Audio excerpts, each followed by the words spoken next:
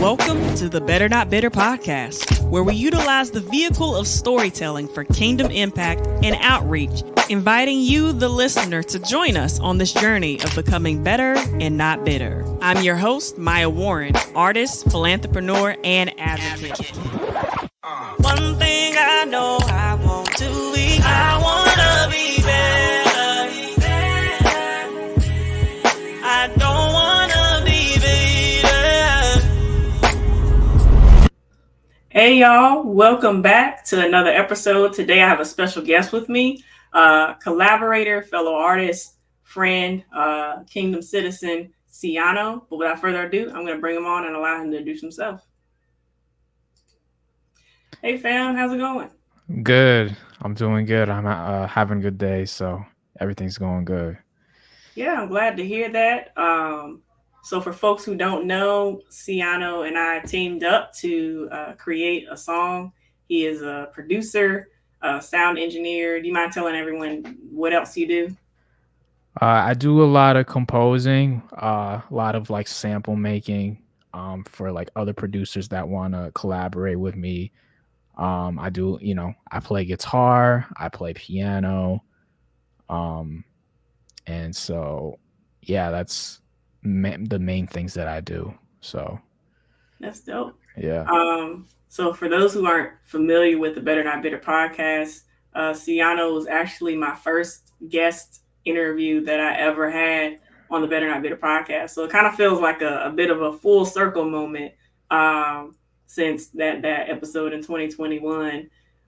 So from your perspective, we're releasing this song. It's entitled Only You. But could you kind of walk us through your process of creating the beat and whatnot? Yeah, so with Only You, so the actual original name of the beat that I had, it was called This Pain.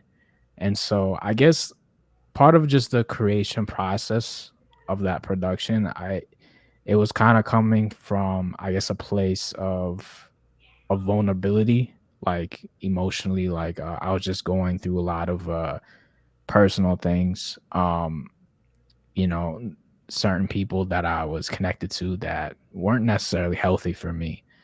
Um, and so, yeah, I guess that's what kind of came out of, me producing that. And so, and I noticed when I named it that name, This Pain, you kind of took that and you put that in your lyrics. So that I thought that was pretty cool. Yeah. Usually when I like buy a beat or lease a beat, if you will, I look at the name of the beat. And sometimes, most of the time, I'll be honest with you, 99.9% of the time, I don't get inspiration from the pre-named that the producer has for it. I just go by what the song makes me feel or the impression that I get. But when you sent me This Pain, immediately I saw the title and I was like, that's an interesting title. So it piqued my interest. And then I put it on and I was listening to it with my headphones on and I was like, ooh. And, hearing the behind the scenes of what you were going through when you made that beat, it kind of brings about what inspired me to talk about pain, because as soon as I heard the chord progression, I was like, this sounds like you can get real authentic on it, right? And just kind of loosen, let your hair down and articulate maybe things that you're navigating. But within the chord progression, there was a bit of like a hopeful end with that last chord in particular. And so I was like, well, how can I do this particular instrumental justice? And immediately I started singing and I couldn't get out of my head, only you can turn pain into purpose.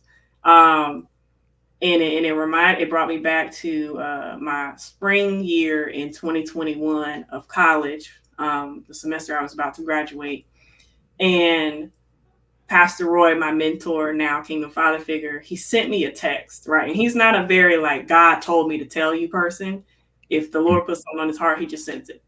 No fluff. And he sent me this text, and the text read, God is turning your pain into your profession, right?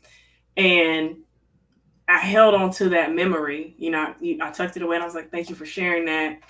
And between that point and now, just to see what God has done, um, through allowing me to be obedient and connecting me with kingdom family, um, in terms of helping me unpack my pain, right? Trauma, um, even the negative experiences that I've had that aren't necessarily traumatic in the way that maybe I see myself or framed maybe my perspective of my capacity, with disabilities or anything like that, just to see how God, He will allow breakthroughs to happen in my life through conflict, or maybe something happens that brings up a memory, and God will be like, I need you to deal with that.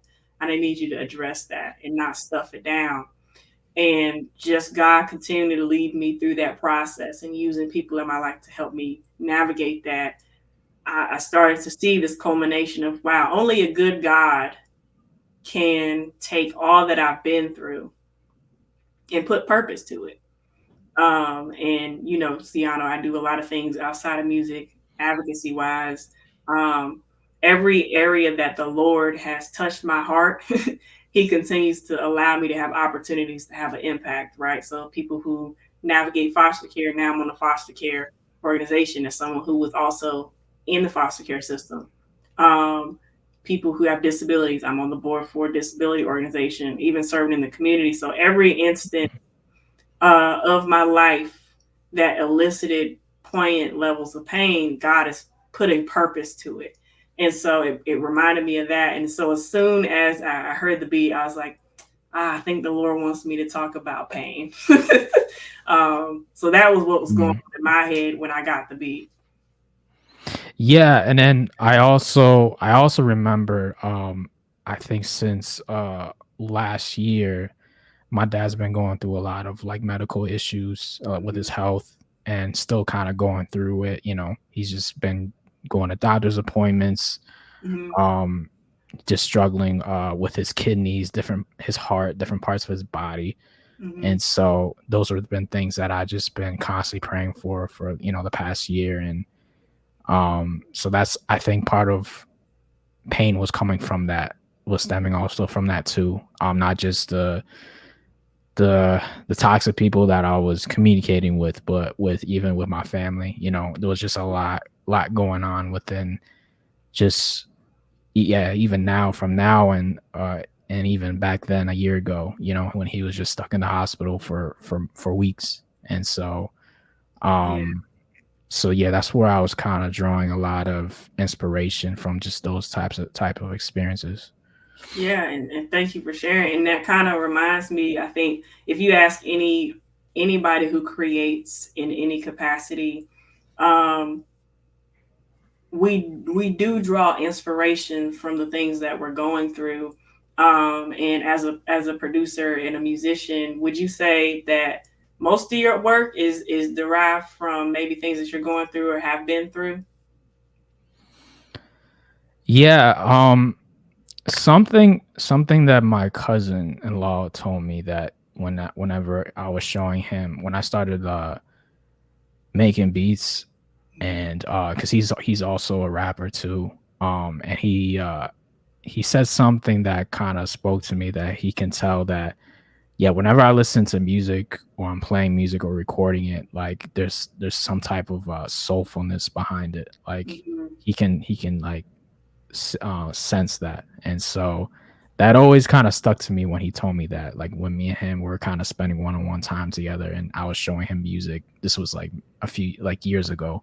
Mm-hmm. Um, so that's something that I've realized about myself, that, and he actually told me, he's like, yeah, there's not a lot of producers that I see that have that soulfulness, that are able to get being intact with their feelings, and be able to present that through their music and or art. Yeah. So I think that's dope, and I think I believe it to be true because when I heard this particular beat, I was like immediately I was drawn into being retrospective or like considering pain and in light of what God has done and what He's doing in my heart, in relation to it, and I think our society doesn't do a good job of talking about it, but God uses sorrow, God uses pain in our lives, um, to grow us in whatever capacity. God uses sorrow to allow us to appreciate joy, which they both can coexist. And so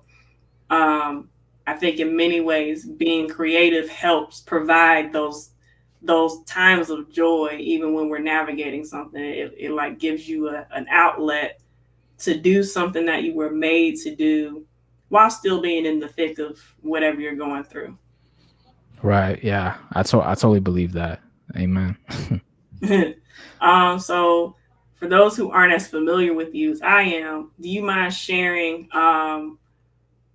one, I guess the first question, it's a two-parter. First question will be like how you got started as a producer slash musician slash sound engineer. Yeah, it started off, I would say I started becoming a musician first. Mm-hmm. Um and then around the same time, cuz I started getting involved with music between church and also school. Mm-hmm. Um the public school system that I kind of grew up in, they required us to be part of like a choir or be Mm-hmm. part of like a, instrumental band, like an orchestra. And so throughout my years like in public school, I was either kind of in between, and also through church I was in between choir and band, and kind of interlapping, going between those two things. And so it's yeah, I would say church and school kind of played a big part of, my musical journey starting off. Yeah, starting off in the church, and then also in school. Understanding, like in school, it's funny because I actually started learning music theory while I was in school, like when I was probably, I would say, like late elementary, middle school, around that time. Um, and so like learning how to read music, learning different progressions, Mm-hmm. um and so yeah, it's and then oh, and then at the same around 11 years old, I got really into sound engineering at church, being running the soundboard. Mm-hmm. That's a lot of my ear training kind of came from church also. Just like listening to the band, listening to the vocalists, understanding how to the basics when it comes to mixing, understanding, a little bit of EQ, compression. And then in college, that's when I really started learning a lot of more of the theory behind sound engineering, understanding how sound works, um, and at the same time learning how to produce music. Um, and because at that time growing up, I didn't really have access to a lot of like, recording equipment at my Mm-hmm. house. So I had to depend on, school, when I was in college, just um, at first, and I also was grateful because my school actually provided me my own computer. Oh So wow. that was a blessing to be able to have that while I was in school, while I was learning sound engineering, while I was learning. I was even learning video editing, video production, and a little bit of graphic design and web design also. And then I remember taking like a podcasting class. I took all these other like media related courses and stuff, and that really it really helped and kind of shaped what I'm doing right now. So Wow.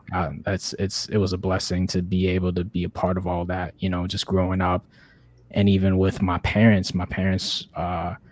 they were both musicians. Like my mom and dad, they still sing sometimes. And my dad, he taught me my first two chords on guitar when Oh, when cool. I was like 15. And then I took lessons. I actually took lessons while right around high school, in guitar with one of the band members at my church. And Hmm. so yeah, she worked with me, and also actually it was two band members. So I was learning more rhythm guitar with her, and then a different band member, I was learning more lead guitar with him. That's cool. So that's kind of what I was doing between high school and college, just taking lessons and doing school, um, and then I studied music performance when I was in school my first year.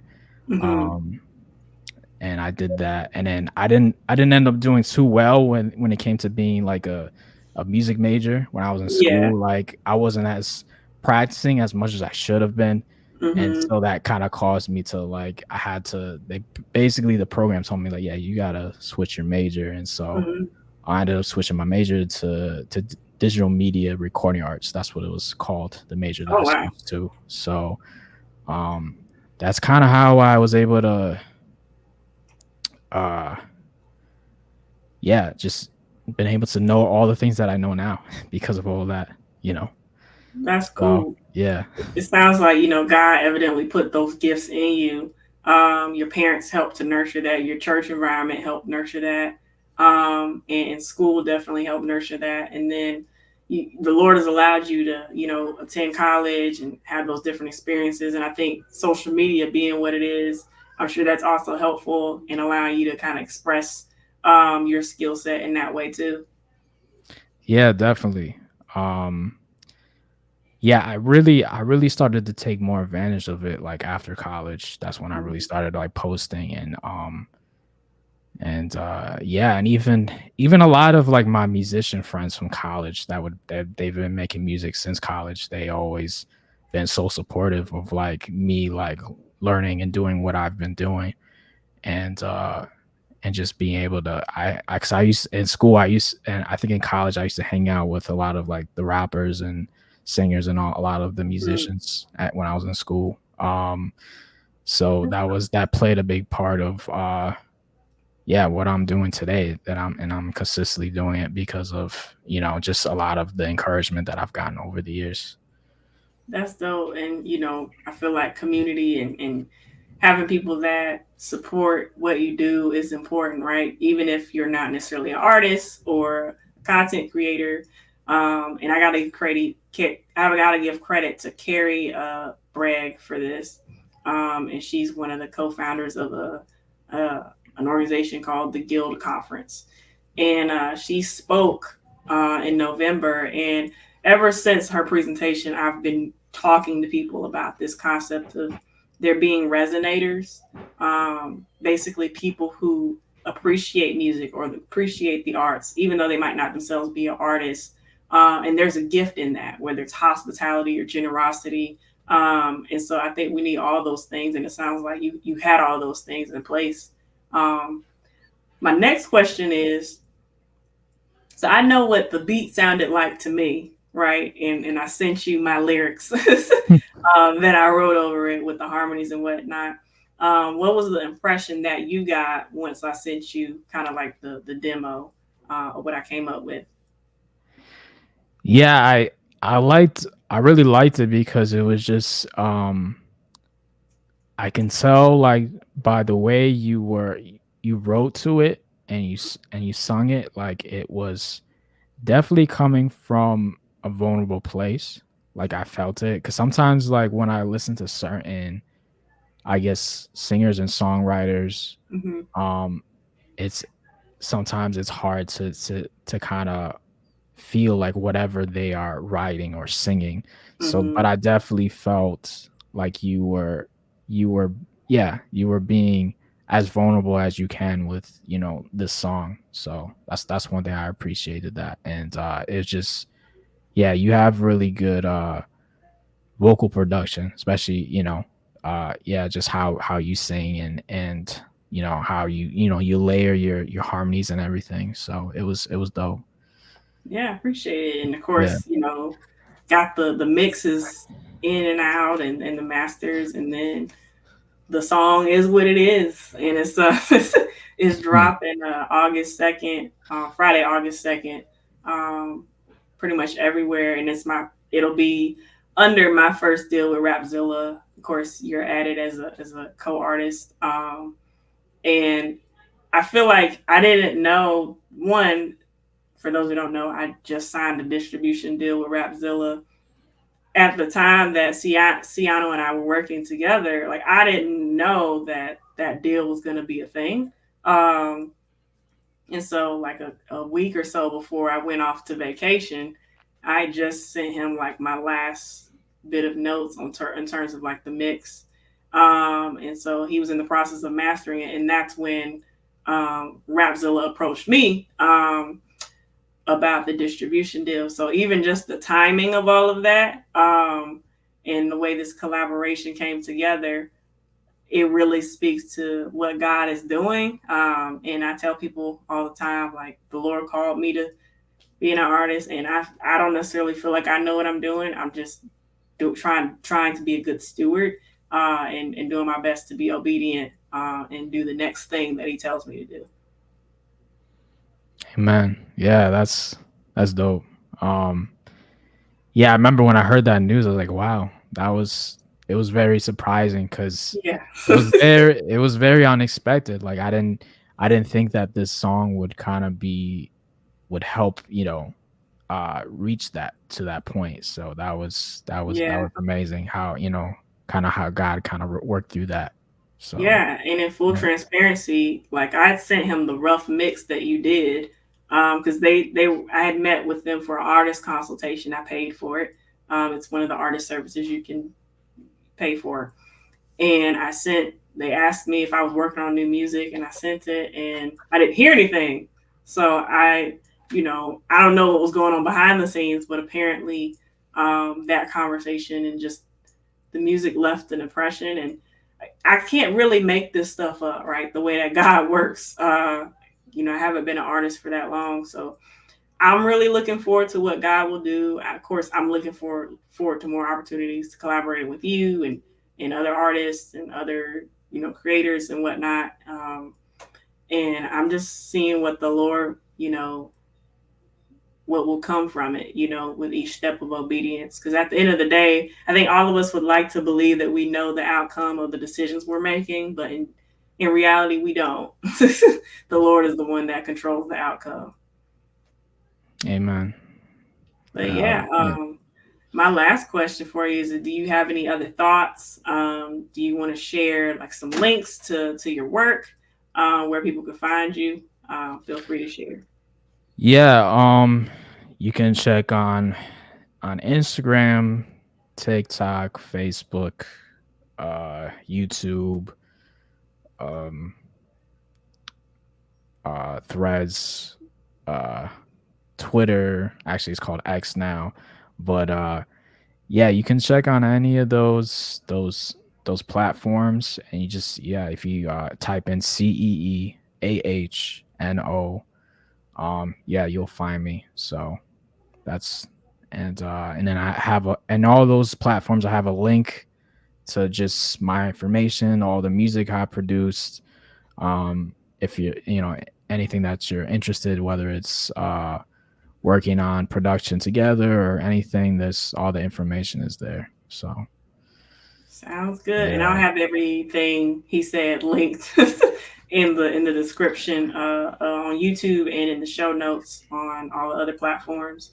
Without further ado, thank you again for being a guest, CeeAHNO, and I'm excited. I'm looking forward to whatever the Lord wants to do with the single. Looking for more opportunities to collaborate, and thank you everybody for listening and or watching. And hope to see you back for another episode. Remember to live to become better and not bitter. It's one day at a time.